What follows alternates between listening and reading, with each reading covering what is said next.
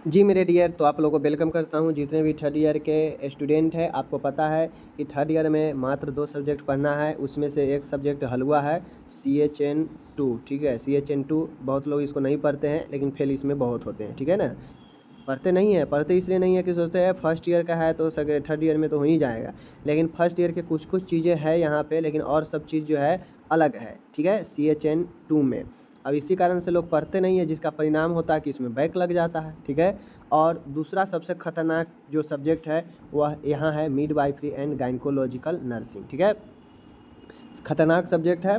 अगर मान गए थर्ड ईयर में किसी को अगर बैक लगता है तो 80% बैक जो है आपके इसी मिडवाइफरी एंड गायनेकोलॉजी नर्सिंग में बैक लगता है। ठीक है, 80%। अगर मान गए 5 स्टूडेंट का अगर बैक लगा है थर्ड ईयर में, तो इस 5 में से जो है आपके 3 से 4 स्टूडेंट ऐसे होंगे जो मिडवाइफरी एंड गायनेकोलॉजी में फेल होंगे। ठीक है, क्योंकि लोग इसको हल्के में ले लेते हैं। थर्ड ईयर को सोचते हैं कि 2 ही सब्जेक्ट तो है, इसको कर लेंगे आसानी से, बट परिणाम होता यह है कि वो बैक लग जाता है, सही से करते नहीं हैं। तो इसका वीडियो नंबर पहला है, ये कम्युनिटी हेल्थ नर्सिंग का तो एक वीडियो कर चुके हैं। ठीक है, अब उम्मीद करिए कि रेगुलर वीडियो आए, यही कामना कीजिए। मौसम ठीक हो चुका है, लगभग ठीक हुआ है, बहुत ज़्यादा तो ठीक नहीं है, लेकिन उम्मीद कीजिए अब डेली वीडियो आएगा शाम में। Midwifery and gynaecological nursing video number 1। ठीक है, शुरू करते हैं।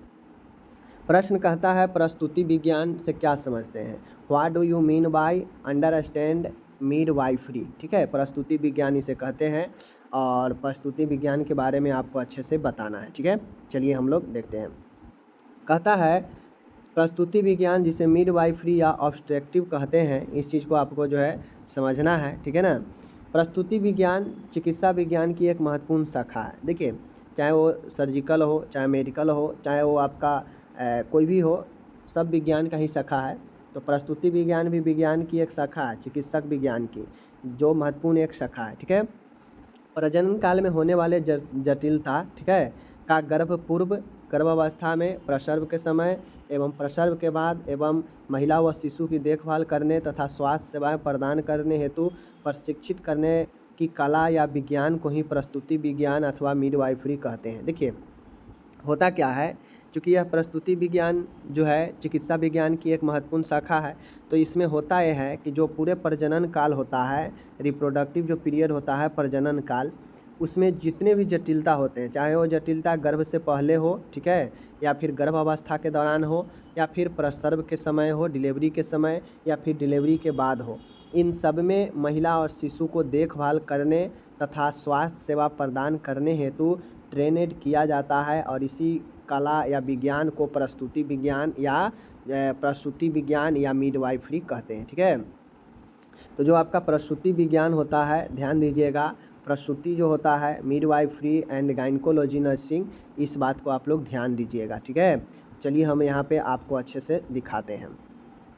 तो जो मिडवाइफरी होता है प्रसूति विज्ञान, इसको ध्यान से आप लोग समझ गए कि प्रसूति विज्ञान जो होता है वह एक विज्ञान, चिकित्सा विज्ञान की महत्वपूर्ण शाखा है, जिसमें पूरे प्रजनन काल जो एक महिला में होता है, उस प्रजनन काल में जितने भी जटिलता है, चाहे वो गर्भ से पहले का हो, गर्भ के दौरान हो, या फिर प्रसव के समय हो, या प्रसव के बाद हो, या फिर महिला एवं शिशु का देखभाल करने की बात हो, ये सारे स्वास्थ्य सेवा प्रदान करते हैं और इसी के लिए इन्हें प्रशिक्षित किया जाता है। और इसी कला या विज्ञान को हम लोग प्रसूति विज्ञान अथवा मिडवाइफरी कहते हैं। ठीक है, तो इन सब चीज़ों को आप लोग समझ गए होंगे। ऑब्स्ट्रक्टिव या मिडवाइफरी क्या है, इंग्लिश यहाँ पे दे दिए हैं। अब आता है महत्वपूर्ण चीज़ें यहाँ पे है मिडवाइफ यानी दाई के बारे में हमको बताना है कि मिडवाइफ क्या होता है, इसको परिभाषित करना है और इसके कारणों को अच्छे से बताना है। वो था मिडवाइफरी, ठीक है, और ये है मिडवाइफ, दोनों में अंतर है। या मिडवाइफ का उपयोगिता बताना है। ठीक है, तो मिडवाइफ का काम या उपयोगिता वही होता है। मिडवाइफ इसी को दाई कहते हैं। चलिए हम लोग जो है इसको अच्छे से समझते हैं। देखिए, मिडवाइफ या दाई या मिडवाइफ शब्द का अर्थ होता है प्रशिक्षित व रजिस्टर्ड मान्यता प्राप्त व्यक्ति, स्त्री या पुरुष जो गर्भ के पूर्व, गर्भावस्था, प्रसव अथवा सूतिका अवस्था में रोगी महिला व नवजात शिशु की देखभाल करता हो। देखिए, आपको पता होगा एक होता है RN, ठीक है, और एक होता है आपका RM। ठीक है, जब आप नर्सिंग का कोर्स करते हैं तो आपको RN और RM का जो है रजिस्टर दिया जाता है। RN होता है, RN कहने का मतलब होता है रजिस्टर्ड नर्स, और RN का मतलब होता है रजिस्टर्ड मिडवाइफ, ठीक है। तो यही मिडवाइफ बनता है जो लोग रजिस्टर, अगर किन्हीं को दोनों अगर RN और RM दोनों का अगर मिला हुआ है रजिस्ट्रेशन, तो उनको रजिस्टर्ड नर्स का भी लाइसेंस है और मिडवाइफ का भी लाइसेंस है, ठीक है। RN और RM दोनों वही होता है, रजिस्टर्ड नर्स और रजिस्टर्ड मिडवाइफ। तो यही मिडवाइफ को हम लोग पढ़ रहे हैं, ठीक है। तो ये जो आपका दाई या मिडवाइफ शब्द का अर्थ होता है प्रशिक्षित, ट्रेनेड व रजिस्टर्ड, जो काउंसिल में रजिस्ट्रेशन होता है वो रजिस्टर्ड मान्यता प्राप्त व्यक्ति, चाहे वो स्त्री हो या पुरुष, जो गर्भ से पहले, गर्भ के दौरान, प्रसव या सूतिका अवस्था में रोगी महिला व नवजात शिशु की देखभाल करता हो। मतलब एक ट्रेनेड, प्रशिक्षित, रजिस्टर्ड व्यक्ति जो गर्भ समय, गर्भ के बाद, गर्भ से पहले, ठीक है, प्रसव के दौरान, सूतिका अवस्था में महिला और बच्चे को देखभाल करता हो, वही मिडवाइफ कहलाता है, ठीक है। अथवा देख लीजिए यहाँ पे मिडवाइफ ऐसे व्यक्ति, महिला या पुरुष को कहते हैं जिसने नियमित रूप से मिडवाइफरी की प्रशिक्षण प्राप्त की हो, वह उसके पास मान्यता प्राप्त संस्थान की डिग्री अथवा डिप्लोमा हो एवं मिडवाइफ का कार्य करने के लिए वह वैध एवं पंजीकृत हो। अब मैं इसको अच्छे से आपको समझा देता हूँ, ठीक है। तो अब मैं आपको यहाँ पे क्लियर कर दूँ कि जो मिडवाइफरी ऐसे व्यक्ति में, चाहे वो महिला हो या पुरुष हो, उसको कहते हैं जिसने नियमित रूप से मिडवाइफरी प्रशिक्षण प्राप्त किया हो, ठीक है। मिडवाइफरी का प्रशिक्षण प्राप्त किया हो, वह उसके पास मान्यता प्राप्त संस्थान की डिग्री अथवा डिप्लोमा हो एवं मिडवाइफ का कार्य करने के लिए वैध एवं पंजीकृत हो। अब यहाँ पे आप लोग को पता होगा कि आप GNM करेंगे, ठीक है, या BSc नर्सिंग जो करते हैं, तो इसके लिए जो रजिस्ट्रेशन मिलता है, BSc और GNM के लिए जो रजिस्ट्रेशन का टाइप होता है दोनों का सेम होता है। एक RNA और एक होता है RNM, दोनों GNM में भी मिलता है और BSc नर्सिंग में भी RN और RM मिलता है। RN का मतलब होता है रजिस्टर्ड नर्स और RM का मतलब होता है रजिस्टर्ड मिडवाइफ, ठीक है। यानी GNM डिप्लोमा हो गया, BSc नर्सिंग डिग्री हो गया। तो जो वैध डिप्लोमा या डिग्री का कोर्स किया हो मिडवाइफ से, चाहे वो व्यक्ति पुरुष हो या महिला हो, जिसे कार्य करने का अनुभव हो मिडवाइफ का, तो वह जो है आपको क्या कहलाता है, मिडवाइफ कहलाता है, जिसको मिडवाइफरी का प्रशिक्षण प्राप्त हो और वह GNM BSc नर्सिंग दोनों में दिया जाता है। जो अभी 3rd ईयर पढ़ रहे हैं आप, यह आपका मिडवाइफरी का ही दिया जा रहा है नॉलेज, ठीक है ना। ये चीज़ें हो गया। अब यहाँ पे बता दिए। अब दाई का क्या काम है, फंक्शन ऑफ मिडवाइफ क्या काम है। अब आप GNM करके आप किसी ऑब्स्ट्रक्टिव गायनिक डॉक्टर के पास जाएंगे काम करने, तो आपका क्या क्या रोल होगा, क्या क्या काम होगा। तो मिडवाइफ द्वारा संपादित की जाने वाली प्रमुख कार्य निम्न प्रकार होते हैं। कौन कौन से काम होता है। पहला है गर्भधारण से पूर्व पति पत्नी की प्री कंसेप्शनल काउंसलिंग करना तथा समान जाँच करना। अब होता यह है कि दाई का काम होता है कि अगर महिला कोई गर्भधारण नहीं की है तो उसे पति पत्नी का जांच करना, काउंसलिंग करना, ये पहला काम होता है, ताकि कोई भी असमानता हो दोनों में तो उसको जो है निपटा जा सके गर्भधारण से पहले, ठीक है। दूसरा है पति पत्नी की इतिहास एकत्रित लेना कि पति का क्या है और पत्नी का क्या सिचुएशन है, दोनों का हिस्ट्री लेना, ठीक है। गर्भधारण के समय में महिला की देखभाल करना, अगर महिला प्रेग्नेंट हो रही है, ठीक है, गर्भधारण कर रही है, एंटीनेंटल केयर करना, मतलब गर्भावस्था में जो है देखभाल करना, अच्छा आहार लेने, पर्याप्त नींद लेने, उचित शारीरिक व्यायाम करने की सलाह देना। मिडवाइफ का काम होता है कि वह एक गर्भवती महिला को, ठीक है, वह जो है अच्छे आहार लेने, पर्याप्त नींद लेने, उचित व्यायाम करने की सलाह दे, ठीक है। समय समय पर गर्भवती महिला की जांचें करवाने के लिए कहें, ठीक है, क्योंकि एक प्रेग्नेंट महिला को हमेशा चेकअप कराते रहना चाहिए। महिला की स्तनों की देखभाल करते रहना, शिशु जन्म के बाद स्तनपान की विधि बताना, ठीक है।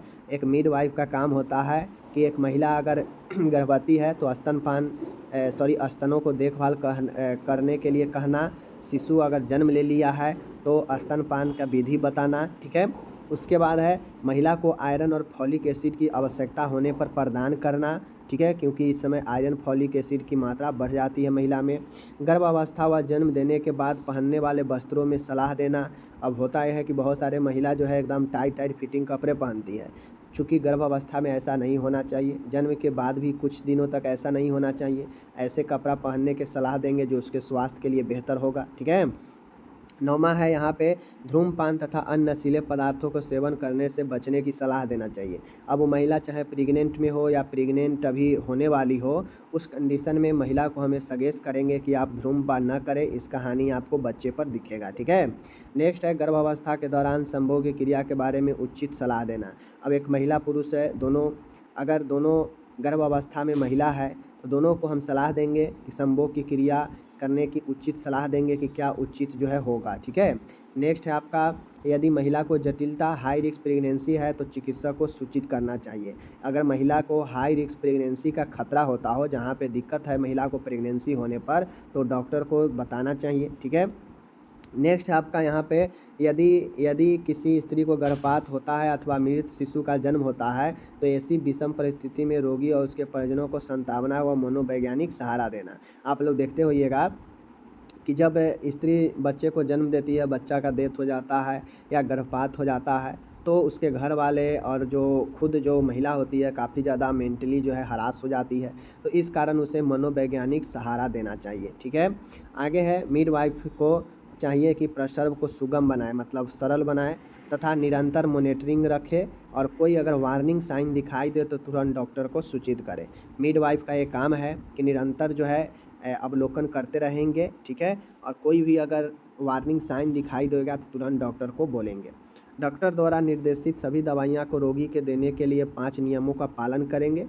5 नियम कौन कौन सा है पता है? सही दवा, सही रोगी, सही मात्रा, सही मार्ग, सही समय। इन 5 नियमों का पता करेंगे जो डॉक्टर दवाई दिए हैं उसमें देने हुए। रोगी की आवश्यकता अनुसार परिवार नियोजन की सलाह देंगे और उससे जानकारी देंगे कि अब आपको परिवार नियोजन कराना चाहिए या क्या करना चाहिए, ठीक है। सभी रिकॉर्ड्स तथा पार्टोग्राफ को तैयार करना चाहिए, ठीक है। सभी रिकॉर्ड को और पार्टोग्राफ आगे आप लोग पढ़िएगा, यह आकलन करने का एक ग्राफ होता है जिस पर सभी चीज़ दर्शाया जाता है। तो रिकॉर्ड और पार्टोग्राफ को तैयार करना चाहिए एक मिडवाइफ को, ठीक है। तो मिडवाइफ आप लोग को समझ में आ गया होगा कि मिडवाइफ कौन है। तो आप जीएनएम कोर्स कर रहे हैं, तो आप जो है एक मिडवाइफ बन गए, ठीक है। एक मिडवाइफ, आपको मिडवाइफ का रजिस्ट्रेशन मिल जाएगा। जो बेसिक बीएससी नर्सिंग करता है उसको भी जो है मिडवाइफ का जो है रजिस्ट्रेशन मिल जाता है।